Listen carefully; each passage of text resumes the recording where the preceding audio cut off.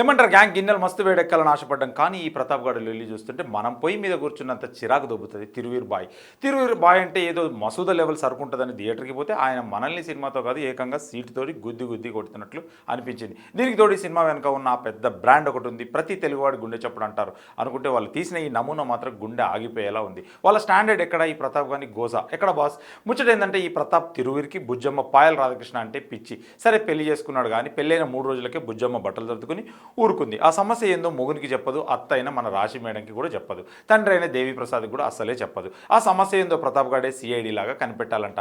అరే వాడి చిక్కుముడి విప్పేలోపు ఇక్కడ ఆడియన్స్కి పేగులు మెలి తిరిగేంత ప్రాణాలు పోతున్నాయి. బిడ్డ నటీనటుల టార్చర్ అయితే ఇలా ఉంది. తిరువీర్ అమాయకంగా మూతిపెట్టి చూస్తేనే టార్చర్కి గ్లోబల్ బ్రాండ్ అంబాసిడర్ లాగా తయారయ్యాడు. అజయ్ ఘోష్ ఈయనది గోస కాదు, ఈ వేషాలు చూస్తుంటే మనకు అసలైన గోస పుడుతుంది. ఎందుకు అరుస్తున్నాడో ఎందుకు కొట్టుకుంటున్నాడో ఆయనకే ఎరుక. ఇక పాయల్ రాధాకృష్ణ సమస్య ఏందో చెప్పదు.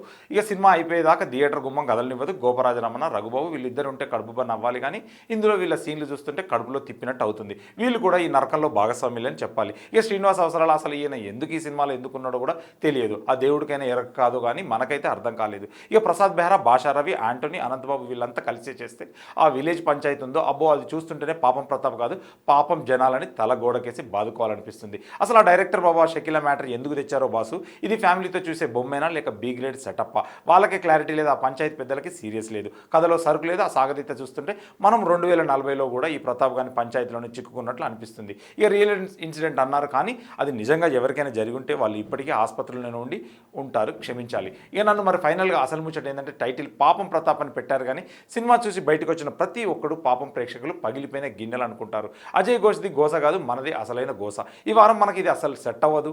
సమస్య ప్రతాప్కి కాదు, ఈ సినిమాకి వచ్చిన వాళ్ళకుందేమో అనిపిస్తుంది. మనల్ని ఇంతగా కష్టపెట్టినందుకు డైరెక్టర్కి ఒక పెద్ద దండం అని చెప్పుకోవచ్చు. ఇది నా వివరణ మాత్రమే. ఈ వివరం ఎట్లా ఉందో, మీ వివరం ఎలా ఉందో చూసి సినిమా చూసి చెప్పు, కింద కామెంట్ కొట్టవే, లేదంటే ఒట్టు పోనీ ఒక ఫాలో కొట్టు. ఏమంటారు గ్యాంగ్, గిన్నెలు వేడెక్కుతాయి అనుకుంటే అసలు పొయ్యి మీద ఆరిపోయింది. ఈ వారం పాపం ప్రతాప్ని పక్కన పెట్టేసి మొక్కు తీర్చుకుందాం. మరో పక్కన ఈ వారం ఇంకా 3 సినిమాలు ఉన్నాయి, వాటి గురించి మాట్లాడుకుందాం. Get ready. ఈ వారం మీరు ఏ సినిమా చూస్తారో కామెంట్ కొట్టండి. బిగ్ టీవీ పేజ్ని ఫాలో అవ్వడం మాత్రం మర్చిపోకండి.